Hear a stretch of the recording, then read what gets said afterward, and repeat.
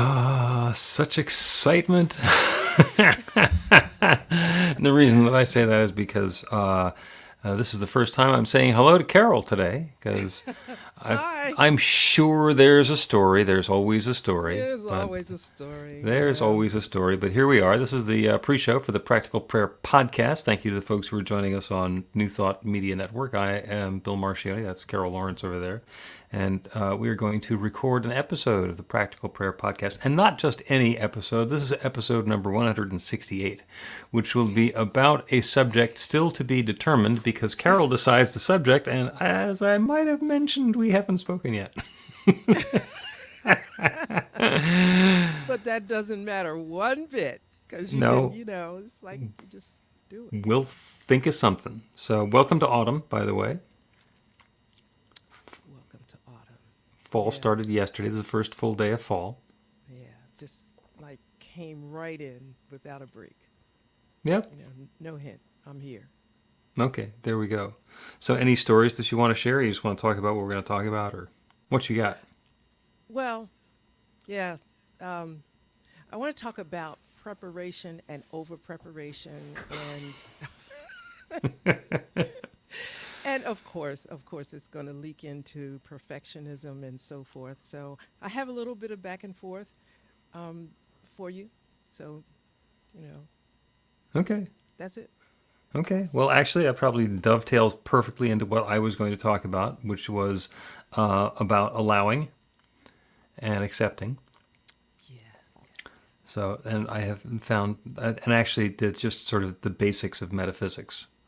But I can talk about that. In fact, I will sometime when I have to. I'll talk about that.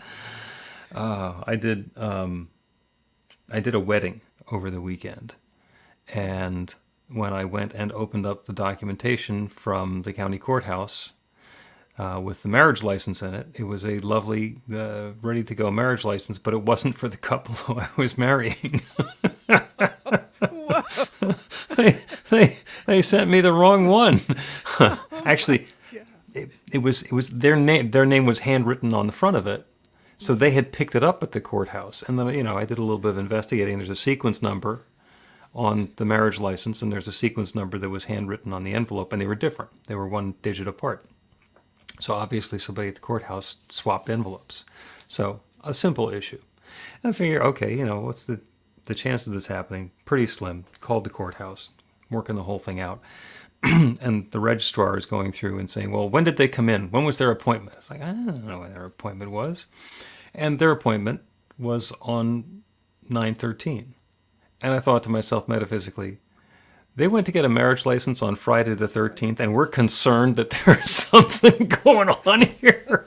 I mean, come on. Come on, right? Come on. This is right on. Metaphysically, that's completely between the lines, I would have to say.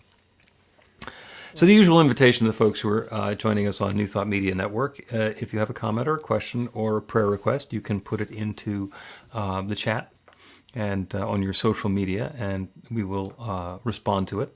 If you are joining us on, oh man, there's too many of these here now, I can't find them.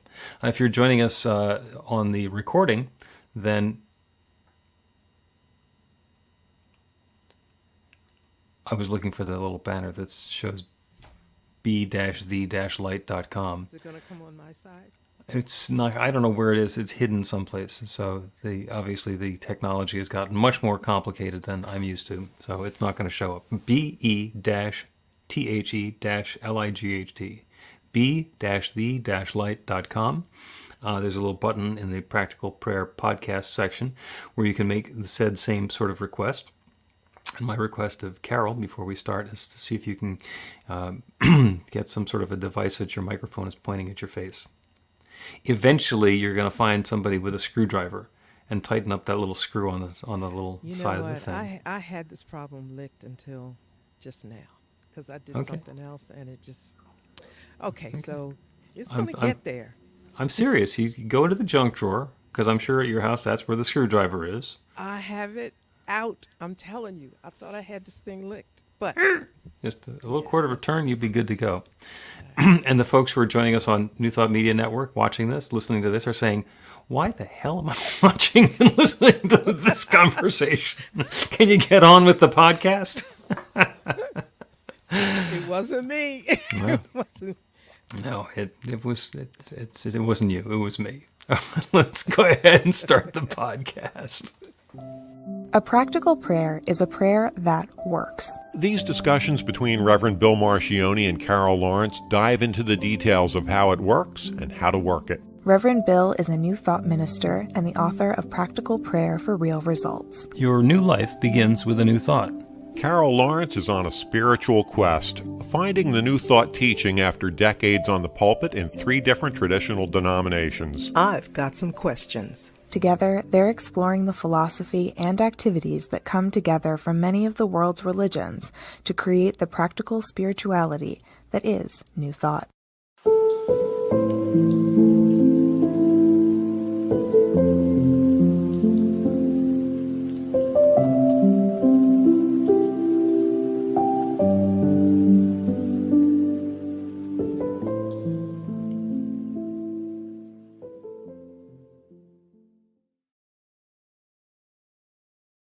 Welcome to the Practical Prayer Podcast. I'm Carol, here with Reverend Dr. Bill Marchiony.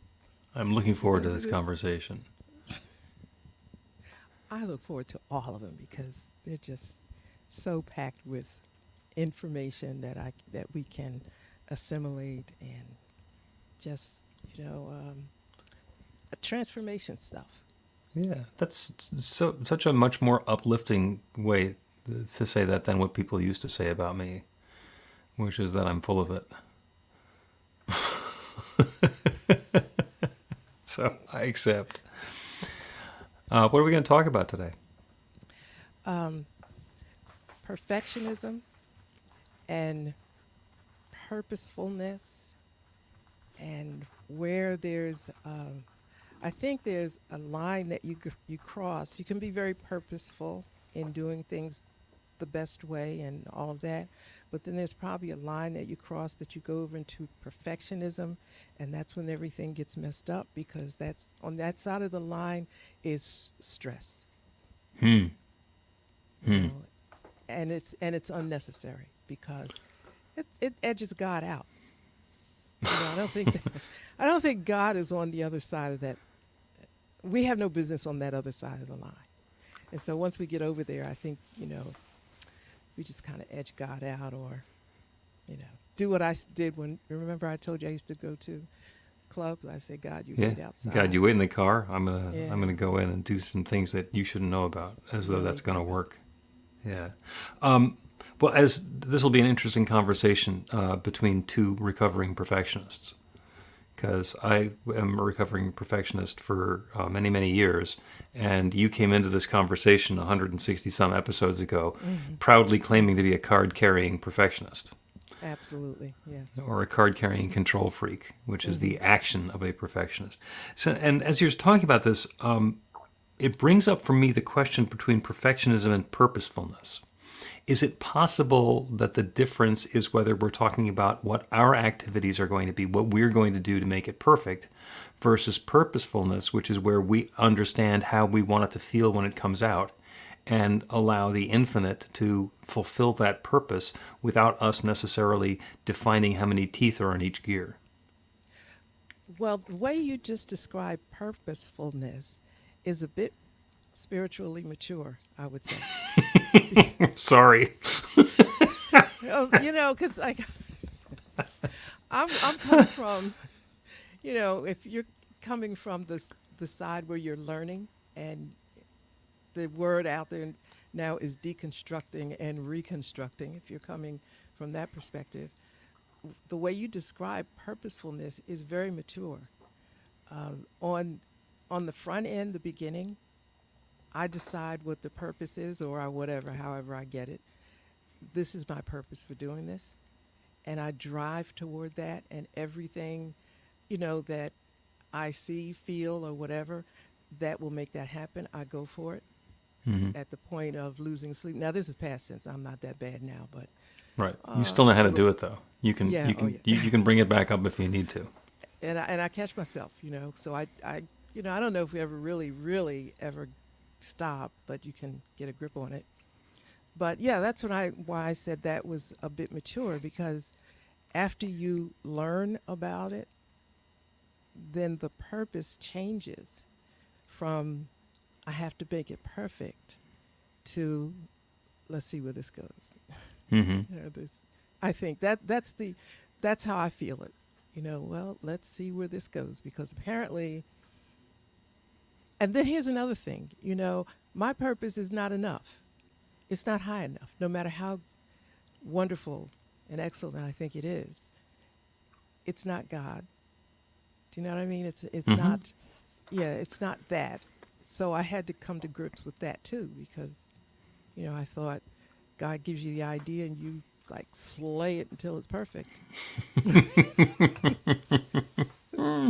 Yeah, that can kind of try and kick God out of the solution as well.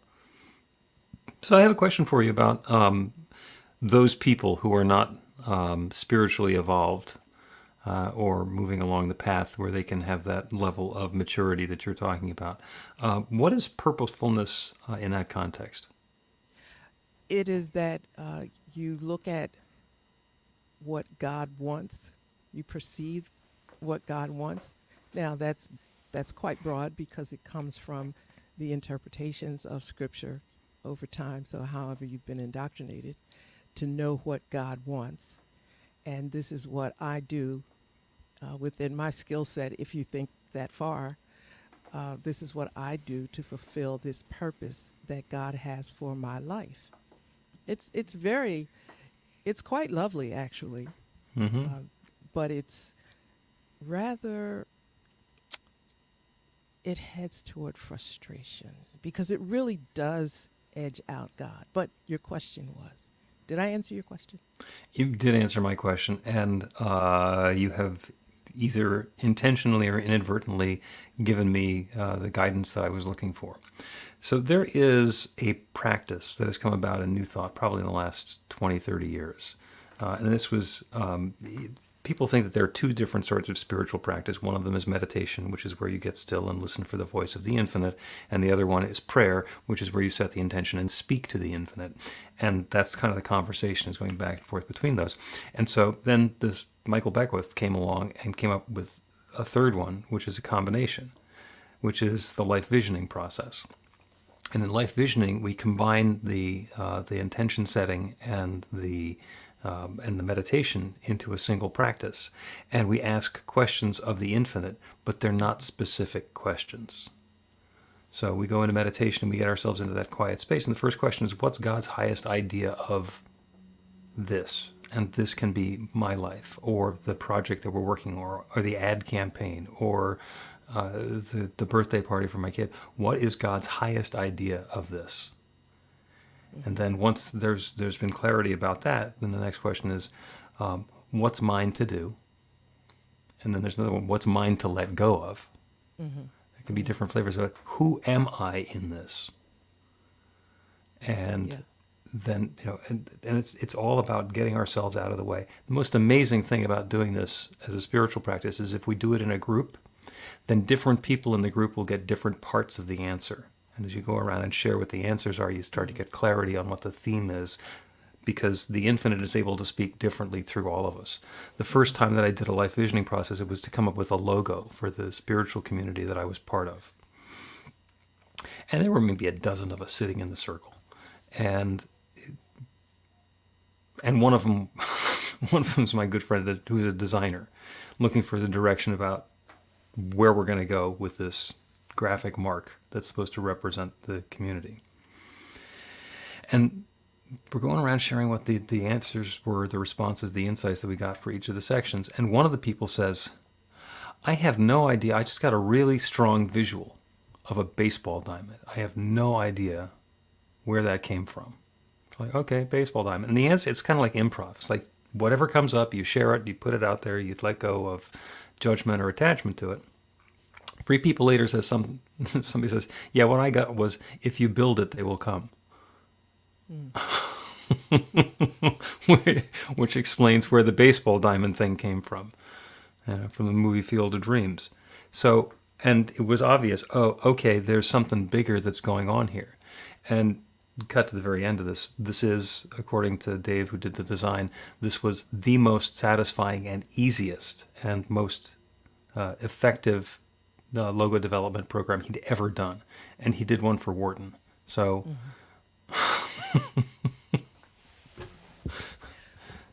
As you were telling that, I was thinking about the faith that you need to have in the process.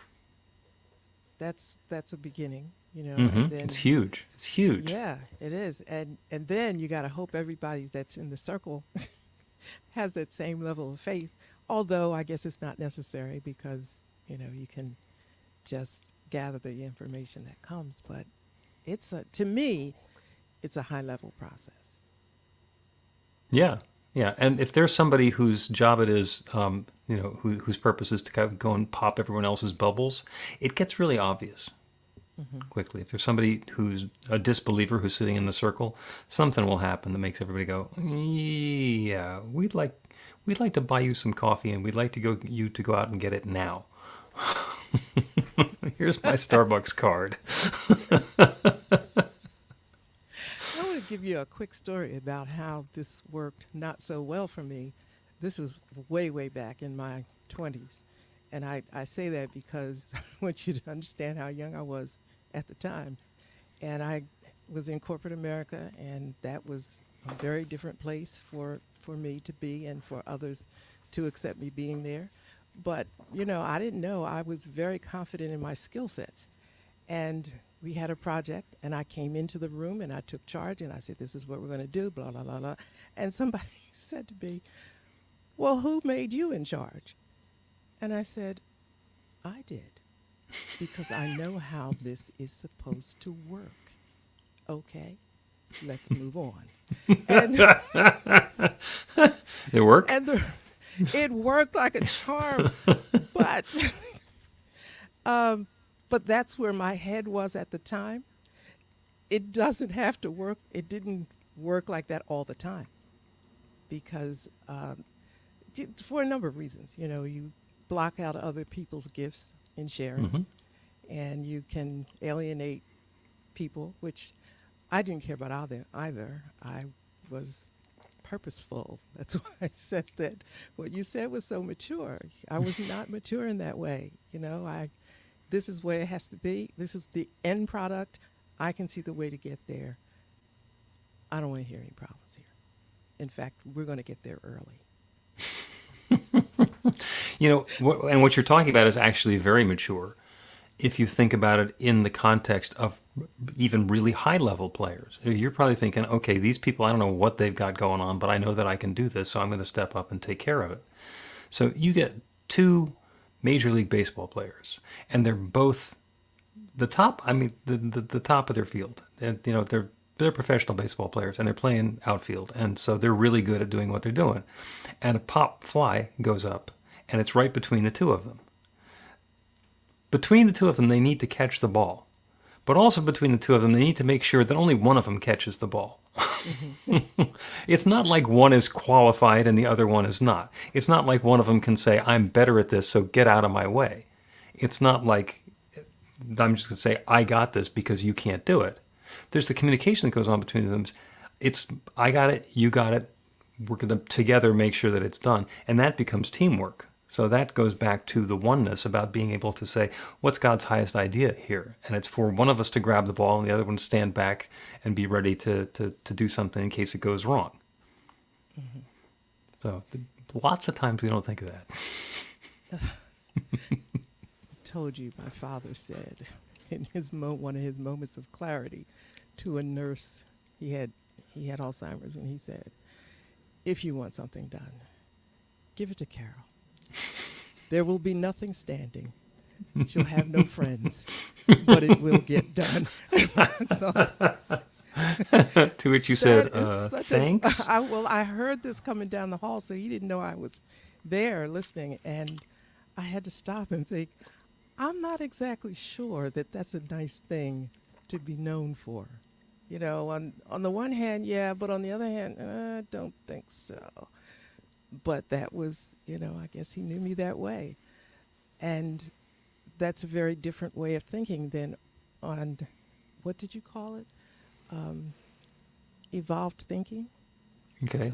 Enlightened thinking. Spiritually mature, whatever. Yeah. Yeah, it's very different, and I'm glad not to be that anymore, at least consciously.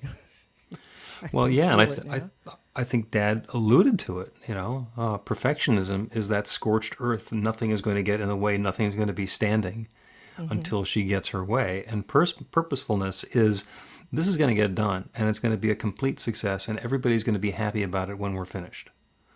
And if you're not going to be happy about it anyway, then I'm sorry, you're one of the bowling pins that's going down. And what about when things turn out differently than was intended?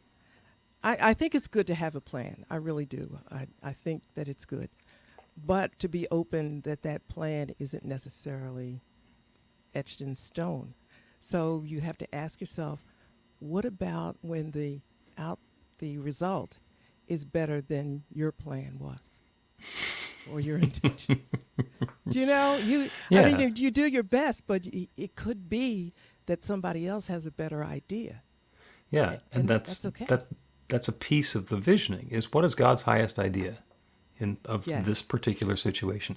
And if it Yes. shows up as the one that I was thinking of, great. And if it shows up as the one that the person sitting down the street from me or in the next cubicle or even at a competing company thought of, if that's what's making our industry or our community or our world better, then okay, I get to let go of the thought that I needed to be the one who was in charge and having the success, because there's something wonderful. There's something purposeful, to use your word, that's going on, rather than me being in charge and throttling the life out of everything that's not the way that I think it ought to be. And the word that you use, let go, that is such a critical piece of it. Because I've always been this way. I don't give a darn whether I get the accolades. I don't need the spotlight. I don't. What I need to do and grooved on is that I made that happen. Mm-hmm. Okay, it worked. And I made it happen. And I don't care if you don't say, oh, Carol did this. I know, and I'm good with it. But even that is not enough. You have to let go of that, whatever it is that floats your boat. You let Mm-hmm. go of that, and that's difficult. That definitely can be difficult. And I'll give you a quick analogy before we take a break, and that's the architect who is working with the client, and they come up with the idea for the house, and the architect does the design and draws the blueprints, and then the builder comes in. And the architect lets go of the building, doesn't go in carrying 2x4s and hammering nails and pouring concrete and so forth. However, the architect can come by and check from time to time to make sure that what's showing up in the world and what was on the blueprint are in harmony. And if there's something that's not appropriate, then the architect gets to look that fact in the face and say, this is not according to plan, and we get to change that. And again, not going to change it themselves, but somebody's going to take all those windows out Yeah. and put in the right ones. yeah. So it's like there's ego involved all in this, which is another discussion. Mm-hmm. But it's letting, what's giving the ego its energy, Well. Right? I mean, what are you... Let's what take is the it- break before that, and then we'll get back to what's giving the ego its energy. Because Okay. otherwise we got another 3 hours. Here we go. Get inspiration in an instant. God calls are the gentle and uplifting moment of truth to help you remember that the bright light of God's love is shining right now as you It's your God Call with Reverend Bill. start your 2-week free trial today, and you'll get a phone call 4 times a week from Reverend Bill with an uplifting half-minute message filled with insight, wisdom, story, and fun. Let your light shine. You can answer the call to listen to it live or let it go to voicemail so you can hear it later. After the free trial, your subscription is just $5.95 a month. The details are at godcall.org. God calls are disruptive, intentionally. Whenever you write something, put on a gold star. They take you away from your routine to remind you about the truth of who you really are. They come at random times between 8:15 a.m. and 6 p.m., so you won't be expecting them. And somehow, the message is exactly what you need to hear at the time. Magic is loose in the world. It's a moment of motivation in the middle of your day. Find out more and start your 2-week free trial now at godcalled.org. Welcome back to the Practical Prayer Podcast. I'm Carol, here with Reverend Dr. Bill Marchiony. What gives ego its energy? Oh man, is that a loaded question? And of course, and this is just my opinion. And it formulated itself when you asked, because it's a great question. What gives ego its energy? And I think there are two things that give ego its energy. One is passion, and the other is fear. And the really fun part is that you never know which one it is.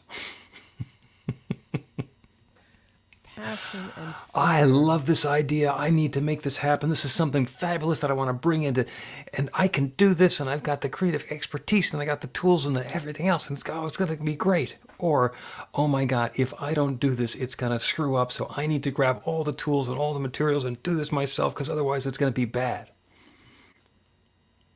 I think you have to have a real good talk with yourself when it and it's not one of those last-minute talks either. No, this is an ongoing conversation. This is a dialogue with your within. Yep. And you have to be honest with yourself. And I've always been, and I use this term, extremely lucky, because what I really want and what makes my heart sing is a little bit off of the mainstream of things. Mm-hmm. So I was tricked into thinking myself that my ego was under control.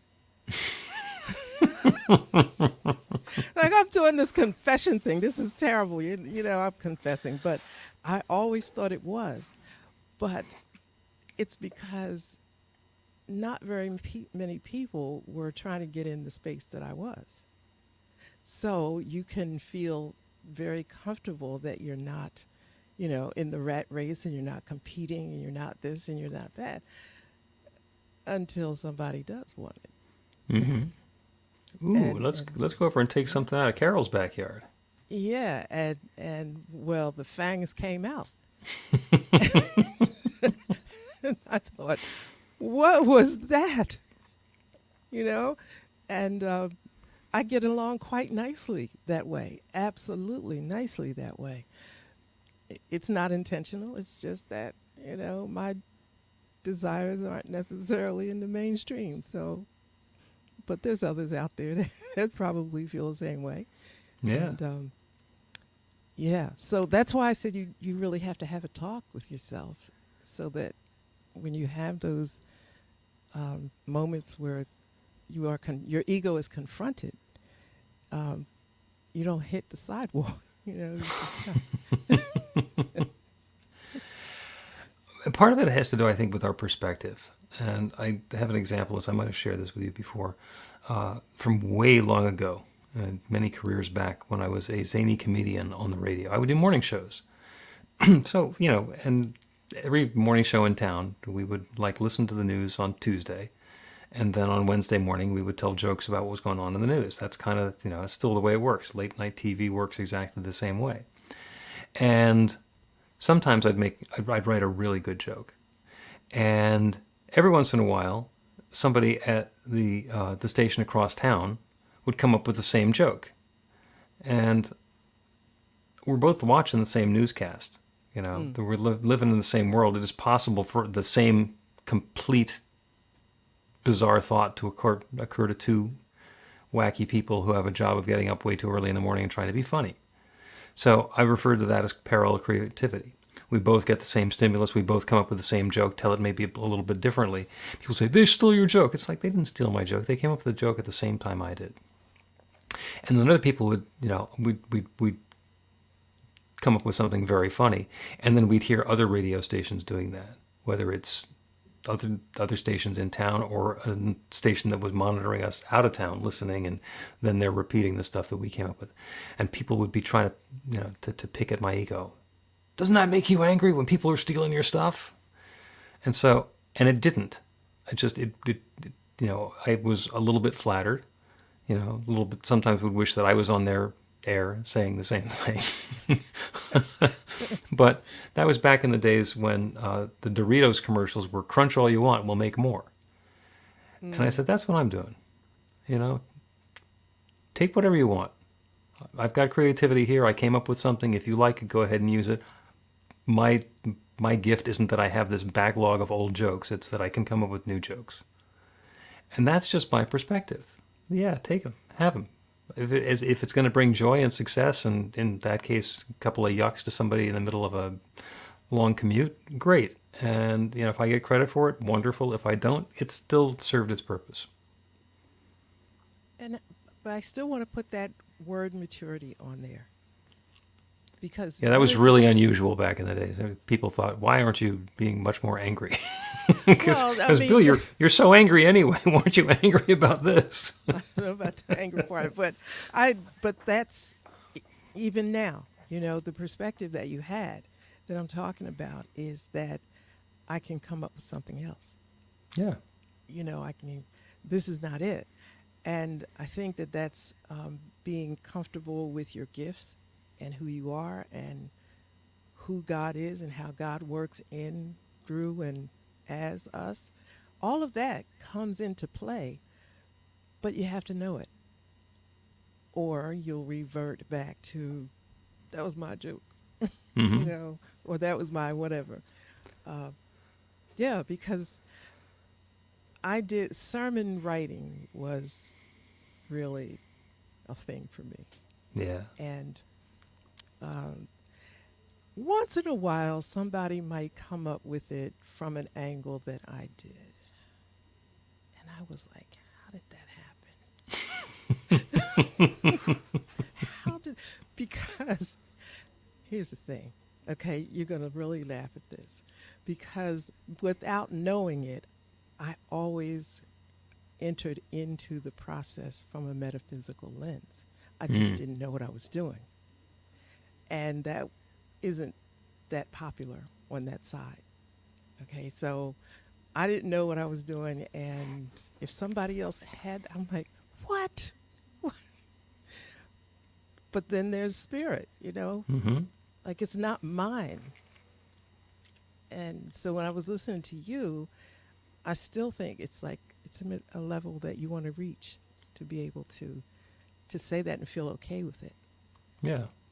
Now, when you first heard somebody else give a sermon from a metaphysical perspective, where you maybe kind of knew what you were doing, but maybe didn't, and suddenly somebody's doing the same thing, and it's on the one hand threatening.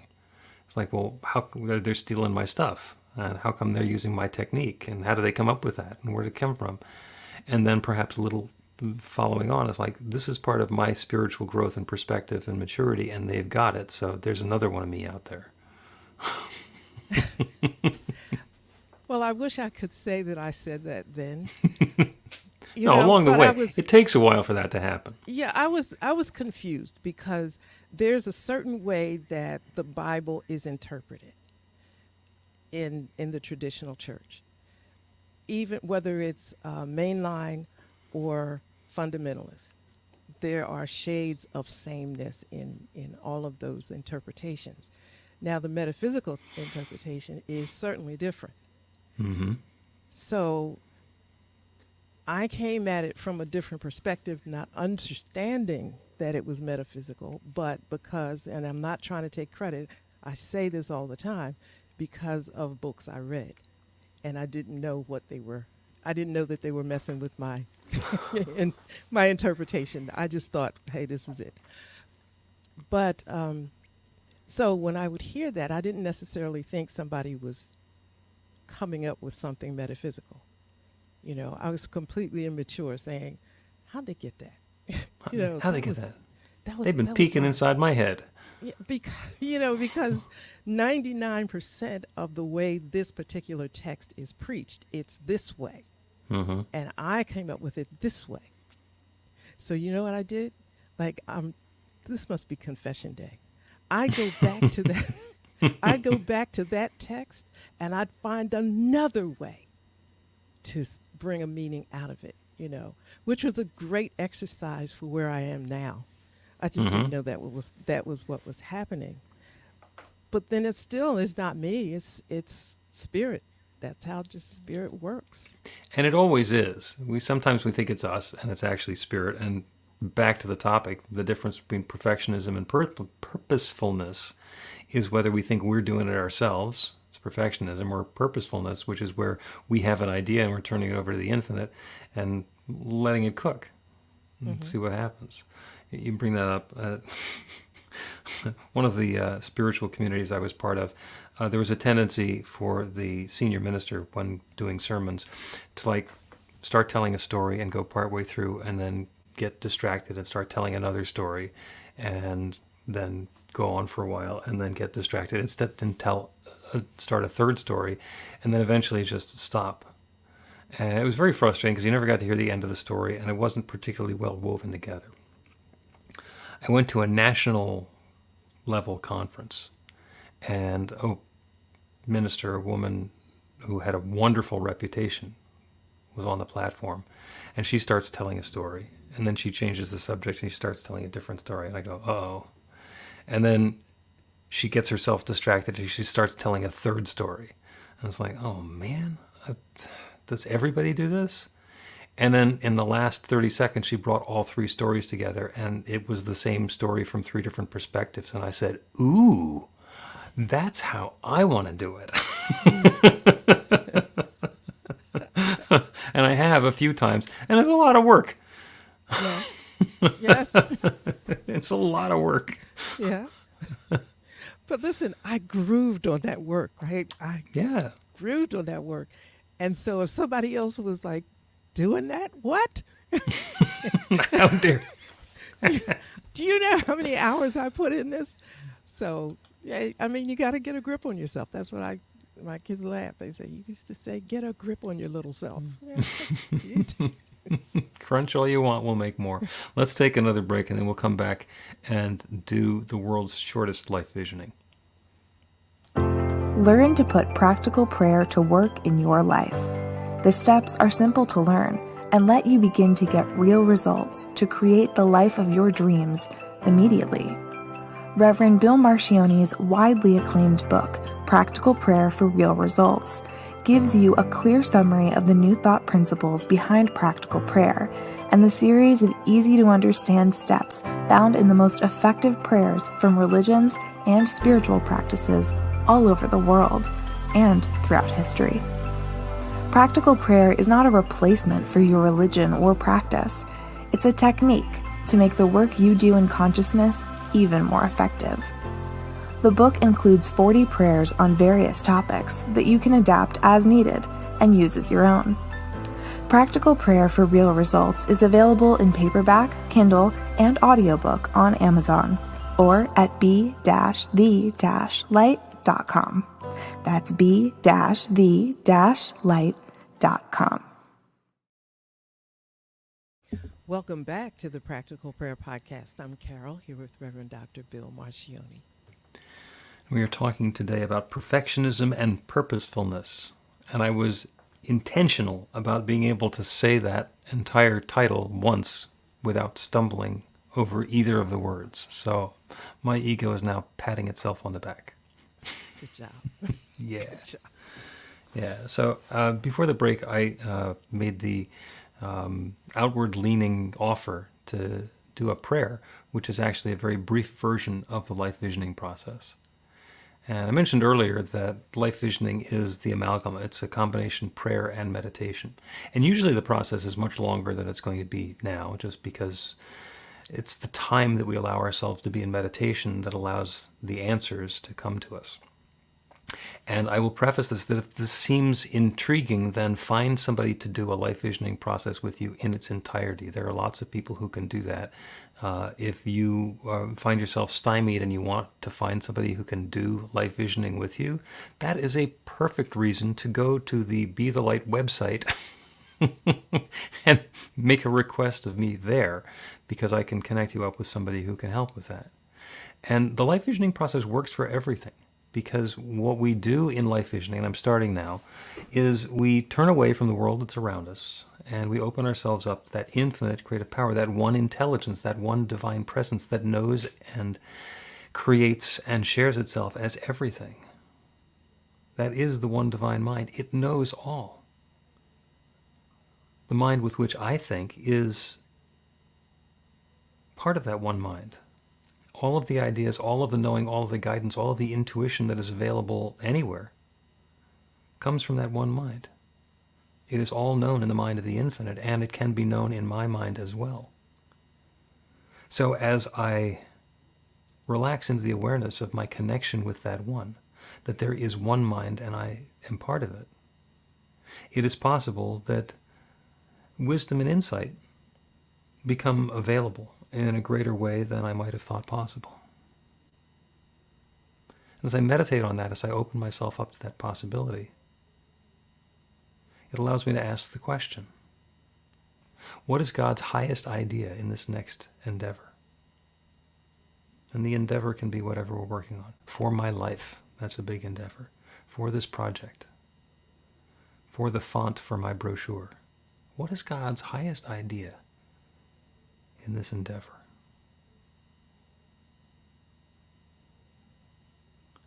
And allow time in the quiet for the answer to come.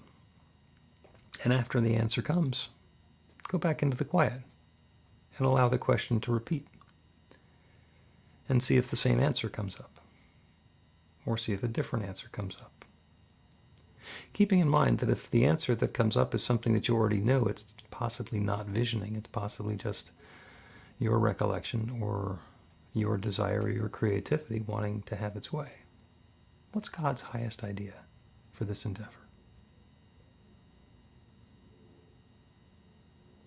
The next question is, what is mine to embrace? There's something for me to open to, and it might be something different than what I thought it was. What is mine to embrace? And again, that time in the quiet, allowing the infinite to make some suggestions, allowing time for our ego to get out of the way so that we can get clarity and insight in the process. Almost as important, the next question, what's mine to release? There might be some attachment that I have. There might be some way that my tendencies, my ego, my hidden belief are influencing my understanding of this vision. What's mine to release? Another question we can ask is, what resources are already available to help bring this into being? And again, let the infinite make its suggestions and allow time to get our own judgment out of the way.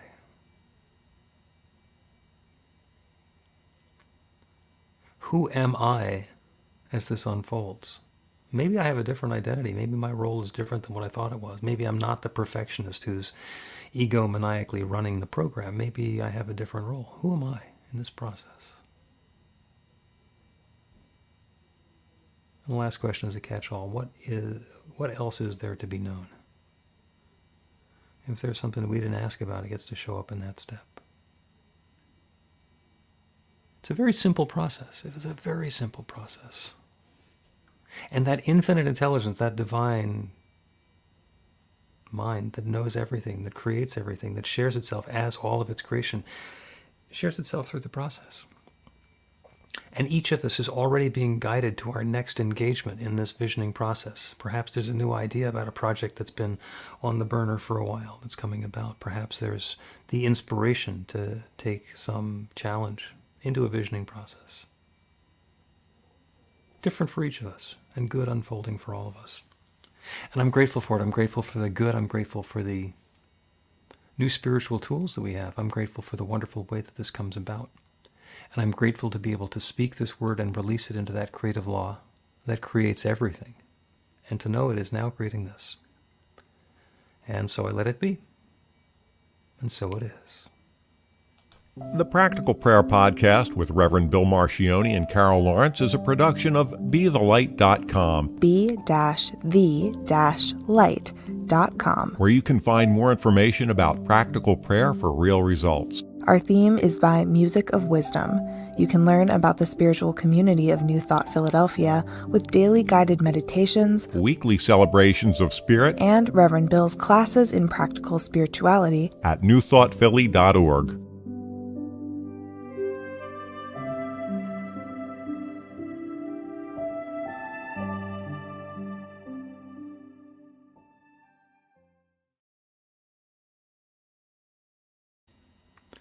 That is the Practical Prayer Podcast, number 168. And I had no idea that I was going to do a life visioning process with that. That was amazing. It is. I'm going to take notes. I already got, the notes from, I've been through a couple of those classes, workshops, and they're good. But every time, it's better. Yeah. You get more. So I'm going to listen to the last part of the podcast. And Okay. he said you can apply it to anything. You can, yeah. Yeah. And interestingly, this is undoubtedly prompted because there's a program, the 100-Day Election Intention, which is a daily spiritual practice. You sign up for it on the myelectionintention.com website, and you get a phone call every day. And the phone call today was from Robert Brzezinski, who's the president of New Thought Media Network, and it was about visioning for the election. So that undoubtedly had me thinking about that. And so, Robert, if you are listening, or when somebody tells you about this, yeah, it was your idea. But he's also teaching a class in life visioning that's coming up this fall at some point, because that's one of the things that he's big into. And quick shout out, he's going to be doing a thing on life visioning at the Anton Retreat in Kansas. It's actually at Unity Village in 2 weeks. That seems to be coming up like I know it's annual. Yeah. My goodness, time goes by so quickly because it seems like you just had it. Yeah. Coming up again. It starts on the 7th. And shameless plug, there's still time to register for the retreat. You can go to Kansas City if you want, or you can take part. The important pieces are going to be on a Zoom live stream. So you can do it from the comfort of your house. And New Thought Media Network is doing the production for us. So look at that, all those pieces coming together as if by magic. I like it. I like magic. I like even using the word. Magic is when something happens that you don't understand. I think we've talked about Arthur C. Clarke, who, among other things, invented the communication satellite and wrote 2001: A Space Odyssey. Interesting career. Remarked once that sufficiently advanced technology is indistinguishable from magic. Yeah. So if we don't understand it, we can just call it magic.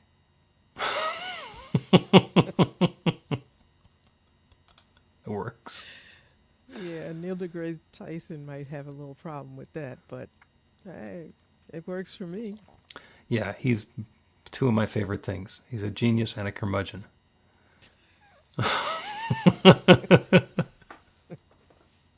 I hadn't, followed him for a little bit, couple of years, not much more than that. And for some reason in my own head, I thought he was going to be less of a curmudgeon.